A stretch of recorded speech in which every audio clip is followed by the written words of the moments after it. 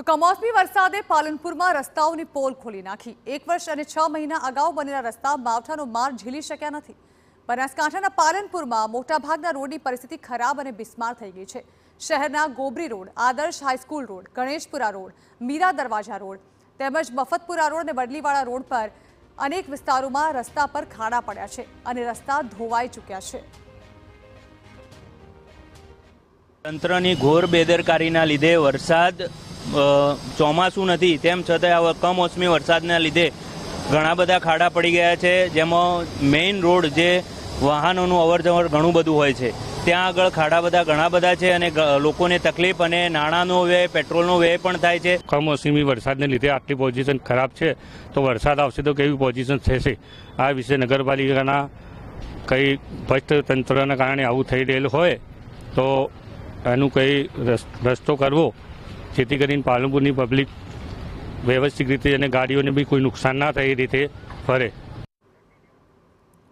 તો કામમાં ભ્રષ્ટાચાર થયો, પણ હવે સમારકામમાં પણ ભ્રષ્ટાચાર થાય તેવી વિપક્ષની આશંકા છે। માવઠાના પાલનપુર મનકામાં વિરોધ પક્ષના સભ્યોએ નગરપાલિકા પર ભ્રષ્ટાચારના આક્ષેપ લગાવ્યા છે તેમજ હલકી ગુણવત્તાવાળા કામનો આરોપ લગાવ્યો છે। વિપક્ષની માંગ છે કે રસ્તાની કામગીરીમાં વેઠ ઉતારનાર કોન્ટ્રાક્ટર્સ પર કાર્યવાહી થાય। બિસ્માર રસ્તા બનાવનારા કોન્ટ્રાક્ટર્સને બ્લેકલિસ્ટ કરવાની પણ માંગ કરવામાં આવી છે। આવું જે હલકી ગુણવત્તાવાળું જે કામ થાય છે એની ઉપર તાત્કાલિક કાર્યવાહી કરવી જોઈએ। આગામી દિવસોની અંદર પાલનપુર શહેરમાં કમોસમ વરસાદ દરમિયાન જે તૂટેલા રોડો માટે થઈને પછી પણ જે ગ્રાન્ટો આવતી હોય છે એમાં પણ માત્ર ભ્રષ્ટાચાર જ થાય છે।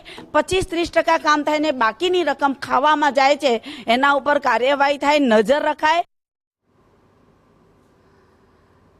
તો એક તરફ જ્યાં ભ્રષ્ટાચારના આક્ષેપો થઈ રહ્યા છે ત્યારે આ પ્રકારે હવે બ્લેકલિસ્ટ કરવામાં આવે આ ભ્રષ્ટાચારના જે કોન્ટ્રાક્ટર છે તેને તેવી પણ માંગ કરવામાં આવી છે। જો કે પુરાવા સામે છે એટલે પાલિકાના પદાધિકારીઓ છટકી શકે તેમ છે જ નહીં।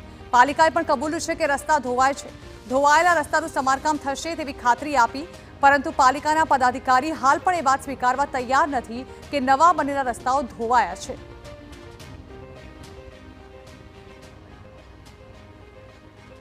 કમોસમી વરસાદના અંદર ક્યાંક ધોવાણા હશે તો એના માટેની આગામી અમે આયોજન કરેલું છે।